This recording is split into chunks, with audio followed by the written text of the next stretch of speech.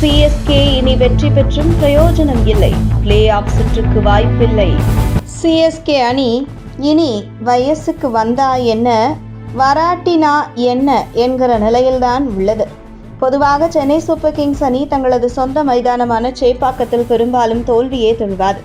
7 போட்டிகள் நடைபெறுகிறது என்றால் அதில் குறைந்தபட்சம் 6 போட்டிகளிலாவது சிஎஸ்கே வெற்றி பெற்றுவிடும். இதனால்தான் ஆர்சிபி, டெல்லி அணிகள் எல்லாம் பல ஆண்டுகளுக்கு பிறகு இம்முறை சென்னையில் வெற்றி பெற்றிருக்கிறது. இந்த நிலையில் சிஎஸ்கேவின் கோட்டையான சேப்பாக்கம் தகர்க்கப்பட்டு இருப்பதாக எதிரணி ரசிகர்கள் விமர்சித்து வருகின்றனர். இதற்கு என்ன காரணம் என்பதை தற்போது பார்க்கலாம்.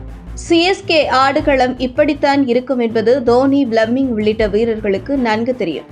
இதற்கு தகுந்தாற்போல்தான் சிஎஸ்கே அணி தங்களுடைய வீரர்களை ஏலத்தில் தேர்வு செய்தது. சென்னையில் 7 போட்டிகள் நடைபெறும். இதில் அஸ்வின் உட்பட 3 சுழற்பந்து வீச்சாளர்கள் இருந்தால் 7 போட்டிகளுமே சிஎஸ்கே வெற்றி பெற்றுவிடும் என்று எதிர்பார்த்துதான் சிஎஸ்கே வீரர்களை வாங்கியது. ஆனால் அதற்கு நேர்மாறாக ஆடுகளம் அமைக்கப்பட்டு இருப்பதுதான் தோல்விக்கு காரணம் என குற்றச்சாட்டு எழுந்துள்ளது. இந்த நிலையில் தற்பொழுது நடந்து வரும் ஐபிஎல் போட்டியில் ராஜஸ்தான் ராயல்ஸ், சன்ரைசர்ஸ் ஹைதராபாத் மற்றும் சென்னை சூப்பர் கிங்ஸ் ஆகிய 3 அணிகளும் ஒரே மாதிரியான சூழ்நிலையில் உள்ளன. இந்த 3 அணிகளுக்குமான பிளே ஆஃப் வாய்ப்பு தற்போது மிகவும் சிக்கலாக மாறியுள்ளது. ராஜஸ்தான் ராயல்ஸ், சன்ரைசர்ஸ் ஹைதராபாத் மற்றும் சென்னை சூப்பர் கிங்ஸ் ஆகிய 3 அணிகளும் புள்ளிப்பட்டியலில் முறையே 8, 9 மற்றும் 10வது இடங்களில் உள்ளன. இந்த 3 அணிகளும் தலா 7 போட்டிகளில் விளையாடி 2 வெற்றிகள் மற்றும் 5 தோல்விகளை சந்தித்து 4 புள்ளிகளை மட்டுமே பெற்றுள்ளன. இந்த 3 அணிகளும் பிளே ஆஃப் சுற்றுக்கு முன்னேற வேண்டும் என்றால் இன்னும் எத்தனை போட்டிகளில் வெற்றி பெற வேண்டும் என்ற கேள்வி எழுந்துள்ளது. இந்த 3 அணிகளுக்கும் இன்னும் தலா 7 லீக் போட்டிகள் மீதம் உள்ளன. அவற்றில் குறைந்தபட்சம் 6 வெற்றிகளை பெற்றால் மட்டுமே உறுதியாக பிளே ஆஃப் சுற்றுக்கு முன்னேற முடியும். தற்போதுள்ள சூழ்நிலையில் ராஜஸ்தான் ராயல்ஸ், சன்ரைசர்ஸ் ஹைதராபாத் மற்றும் சென்னை சூப்பர் கிங்ஸ் ஆகிய அணிகள் நெட் ரன் ரேட் மைனஸில் உள்ளது.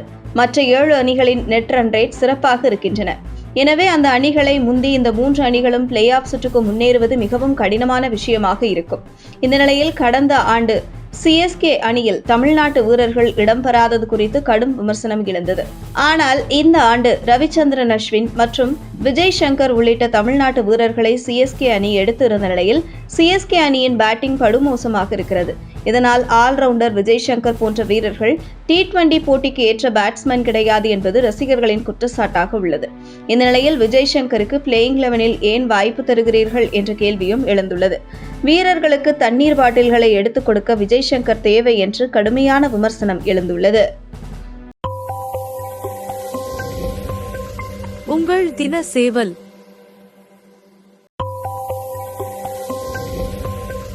உங்கள் தின சேவல்.